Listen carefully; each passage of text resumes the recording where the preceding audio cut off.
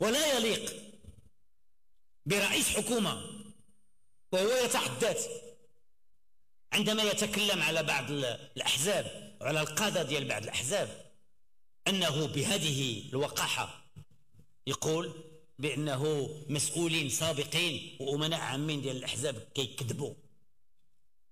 اللي كيكذب اليوم بما أنك تجرأت أن تتكلم بهذا الشكل هو الذي تفضل أمام المغاربة وقال بأن عنده 10 ديال الالتزامات وما كاينش التزام واحد من هذا الشيء اللي حققه. هذا هو اللي يغلط المغاربة ويقول لهم أشياء بعيدة كل البعد عن الواقع، ويتغنى هو ومن يدعمه بأسطورة كل ما تقوم به هذه الحكومة هو غير مسبوق.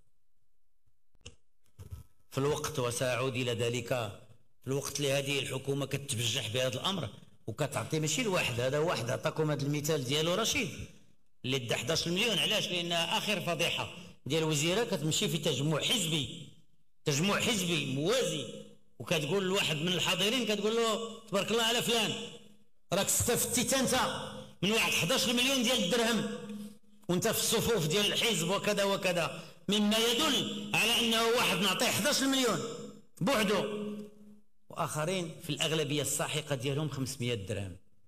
500 درهم بعد ما حيدنا لهم تيسير وبعد ما حيدنا لهم الارامل وبعد ما حيدنا لهم المحفظات، يعني جميع انواع الدعم اللي كانت من قبل تحيدوا، وفي النهايه كنعطيو الواحد في المغرب ديال اليوم ديال 2025 بالغلاء ديال المعيشه الفاحش اللي عرفناه بشكل غير مسبوق. الا كانت شي حاجه عندكم في هذه الحكومه غير مسبوقه في التاريخ الحديث ديال المغرب كاين جوج الامور: الغلاء ديال المعيشه اللي وصل للحدود اللي لا تطاق بالنسبه لاغلبيه المواطنات والمواطنين، والبطاله اللي تكلمت عليها اللي عمر شي حكومه ما وصلت معها البطاله الى ما نحن عليه اليوم.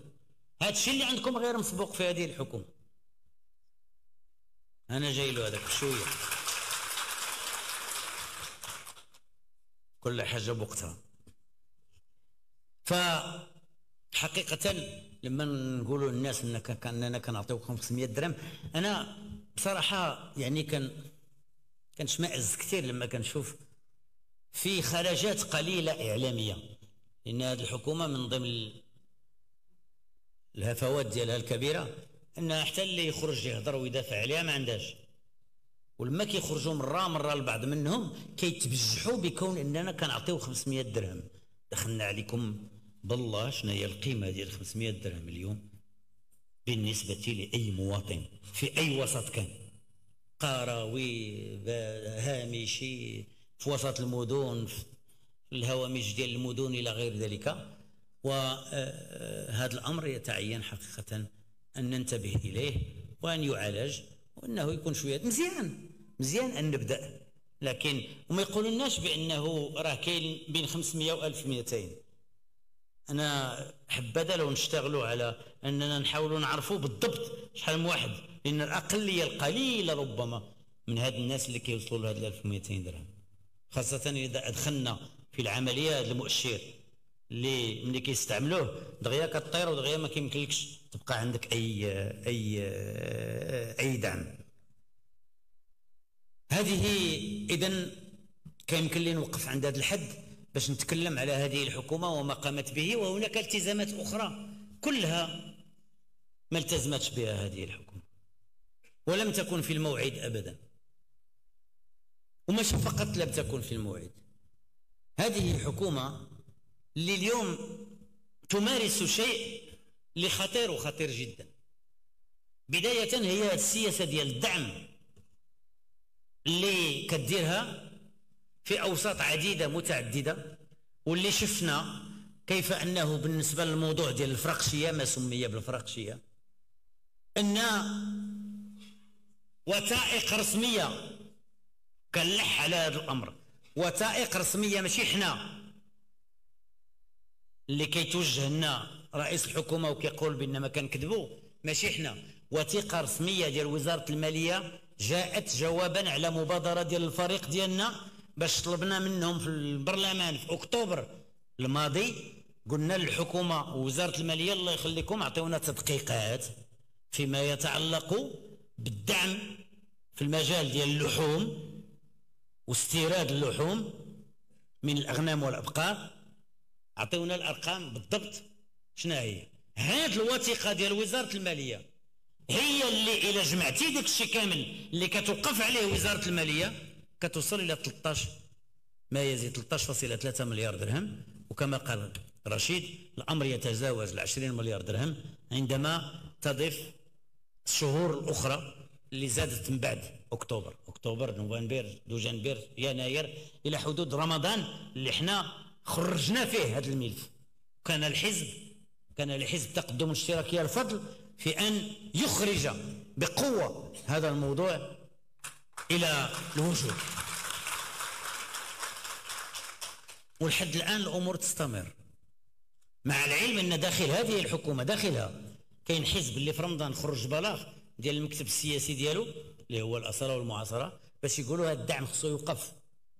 وكاين حزب آخر للأمين العام ديالو وزير في هذه الحكومة اللي هو حزب الاستقلال الذي أكد أو على الأقل لم ينفي أبدا واعتبر بأن هذه المسألة فيها مشاكل. وكانت له في الموضوع وفي مسألة الغلاء أيضا خرجات سياسية حزبية اللي أكد فيها على أنه هذه المسألة يتعين أن تقف.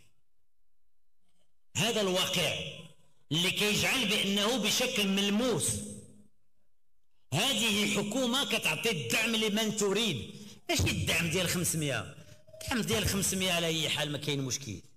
هذاك 4 المليون ديال المغاربه وعاد المؤشر ورانا تكلمنا على هذا الامر حيدوا هذا ردوا لهذا وفي بعض الاحيان لاسباب واهيه، ولكن انه في مجالات اخرى يتعطى الدعم بهذه الطريقه الى عدد محدود ديال الناس وفي كثير من الاحيان نظرا لارتباطاتهم السياسيه مع حزب معين الذي يقود هذه الحكومه. ونعلم ما نقول وباقي غنزيدوا نعمقوا هذا الموضوع مع عدد من الناس اللي كيعرفوا اش وقع بالنسبه لهذا الدعم. هذا تدبير خطير وخطير جدا ومسألة لها ارتباطات بمصالح ولها ارتباطات بمواقع نفوذ ولها ارتباطات بإسقاطات انتخابية بالنسبة لسنة 2026 والأمر يتعين أن يقف وما يمكنش يستمر هكذا. ولذلك طالبنا بلجنة ديال تقصي الحقائق وكان لنا الفضل في الحزب وفي الفريق البرلماني أننا قدمنا الموضوع واستطعنا أننا نجعلوا المكونات ديال المعارضة أنها تتفق معنا على ذلك. ماذا فعلت الحكومة والأغلبية ديالها؟ التفات على هذا الأمر وقالت لنا ما خصناش نديروا لجنة ديال تقصي الحقائق، خصنا نديروا واحد المهمة استطلاعية اللي هي أقل الصلاحيات وأقل نفوذ وأقل تأثير بالنسبة لهذا الأمر. واليوم ما عندنا لا لجنة ديال التقصي ولا مهمة استطلاعية. يعني هذه الحكومة بما أنكم انتم كتقولوا هذا الشيء ما كاينش وهذا الشيء كذوب ولا ما عندكمش العجينة في كرشكم، علاش خايفين؟ علاش خايفين هذه اللجنة ديال تقصي الحقائق دير العمل ديالها؟ ولا كان انتم اللي عندكم الحق راه غتخرج خاصة أن عندهم الأغلبية، عندهم أغلبية في البرلمان كيديروا ما بغاو. راه ديك الوقت غتبان وخرجوا عند الناس نقولوا لهم كاع ما قيل في هذا الموضوع غير صحيح. ها هما رفضوه، ماشي غير كيرفضوه ويذهبون إما لمجلس النواب ولا مجلس النواب لأن مجلس المستشارين مع الأسف يعني عمليا دايرين فيه ما بغاو بدون أن تكون هناك معارضة حقيقية. كيمشيو لمجلس النواب أو مهرجانات وكيهددوا، يعني كيتوجهوا لنا مثلا ولأطراف أخرى بالتهديد وبالوعيد. وفي البرلمان رأيتم كيف أن هذه أمور سمحوا لي لو وقفت عليها ولكن مزيان تنتبهوا لها. كيفاش يمكن اليوم رئيس حكومة في المملكة المغربية بالتجربة الديمقراطية ديالها وبما عاشته وبالنقائص ديال هذه التجربة وبالإيجابيات ديالها كذلك ويمشي أمام مجلس النواب أمام هاد الوجوه وغيرها ويقول لهم بصريح العباره الكلام اللي كتقولوا كيدخل ليا من هنا كيخرج ليا من هنا. شفتيو هذا الشيء؟ شفتيوه كيتكلم بهذه الطريقه؟ شفتيوه كيتكلم ايضا امام مجلس النواب بالتهديد، بالتوجه الى بعض الاطراف وبعض النائبات والنواب باش يقول لهم انتم ما عارفينش شكون انا والى اي فضاء انتمي. غريب هذا الامر في تجربه ديمقراطيه ان نصل الى هذا المستوى. علاش؟ فقط لان هناك انتقادات. بل هناك نائبه اعتقد ان الاصول ديالها وان كانت تقيم في مدينه اخرى ولكن اصولها تازيه، ان نائبه اخرى تعرضت الى انه لانها انتقدت تعرضت الى انه تدوز في اللجنه ديال الاخلاقيات. نائبه برلمانيه هذه كتقوم بالواجب ديالها ولم ما استعملت لا قذف ولا سب ولا شتم. وكنا بالمناسبه في فريقنا سواء الرفيق الرئيس رشيد او الرفيقه ناديه التهامي عارضنا بقوه هذا الامر، والحمد لله لم تتم العمليه على الاقل الى يومنا هذا. واعتقد انها المساله تنسات لاننا درنا منها معركه وقلنا بانه هذا الامر لا يمكن ابدا ان يكون. واخيرا وبالطبع بالامكان انني نتكلم في امور اخرى كثيره. لما كنتكلموا على تضارب المصالح ما قبل الاخير، لما كنتكلموا على تضارب المصالح ما فيها باس نشيروا كذلك، وهذا الامر من دون شك انكم غتشوفوه وغتحسوا به فيما تبقى من عمر هذه الحكومه. هناك شي حاجه كنسميوها برامج ديال اخر ساعه، مثلا البرامج المرتبطه بالمقاوله الصغيره والصغيره جدا اللي عاد خرج المرسوم ديالها اللي كان خصو يخرج هذه سنوات. والان كتجينا الحكومه اولا بواحد البرنامج ديال التشغيل حطوا فيه كيقولوا غيحطوا فيه 14 مليار ديال الدرهم. ما عرفناش كي غيديروا لهذا البرنامج ديال التشغيل، وهما بالمناسبه حاصلين في جوج البرامج اخرى اللي هما اوراش وفرصه، واللي البعض من الشبان اللي دخلوا في هذه البرامج موجودين اليوم في اوضاع كارثيه اللي يمكن تؤدي بهم الى مسار سلبي جدا بالنسبه لهم. وهناك من تم اختياره من الشباب في هذه البرامج واللي الى يومنا هذا ما شافوش ابدا هذا الدعم ولا استفدوا منه. فما بالك بالنسبه لهذا 14 مليار ديال الدرهم اللي كيقولوا انهم غيديروها في اخر لحظه. حتى لدابا تبقى السنه الانتخابات من بعد ما دوزوا 4 سنين ما داروا فيها والو، واليوم عاد غيخرجوا 14 مليار ديال الدرهم. فين غتمشي؟ شكون اللي غيستافد منها باي طريقه؟ هذا بالنسبه للتشغيل. اما بالنسبه للبرنامج ديال دعم بعض المقاولات الى غير ذلك حتى هو لا ندري بالضبط في اي طرق ديال الشفافيه وشكون اللي غيستافد منه مع من وبكيفاش. وهناك برنامج اخر اللي كيتسمى برنامج الفلاحه التضامنيه، وبالمناسبه هذا برنامج ديال الفلاحه التضامنيه اللي كيجي باش يغطي على الثغرات او كيحاول يغطي على الثغرات القويه جدا ديال المخطط الاخضر وديال الجيل الاخضر، الوجه الثاني ديال هذا المخطط اللي حقيقه جميع يعلم بانه كاين بعض النجاحات باش نتكلموا بوضوح. يمكن نشوفوا بعض الامور بما فيها في المنطقه تشجير او غير ذلك او بعض الزراعات اللي على اي حال فيهم تقدم، وامور اخرى كاين كذلك تقدم على مستوى ديال التصدير ديال بعض المواد. ولكن عموما هناك مشكل حقيقي اللي ما بغاش تعترف به هذه الحكومه واللي احنا عانينا منه وضربنا معهم عليه في حكومات سابقه عندما كنا نسير قطاع الماء، هو انه الهدر ديال الطاقات والامكانيات المائيه ديالنا بواحد الشكل يتجاوز كل ما هو ممكن، لان كثير من هذه الزراعات اللي كتمشي لبرا مرتبطه بزراعات اللي هي مستهلكه كثيرا للماء من فواكه حمراء وافوكا ودلاح وغير ذلك من الامور اللي حقيقه عمليا كنصدروا ماشي غير مواد فلاحيه، كنصدروا الماء، وحنا في امس الحاجه الى الماء. وهذا الشيء كامل باي نتيجه؟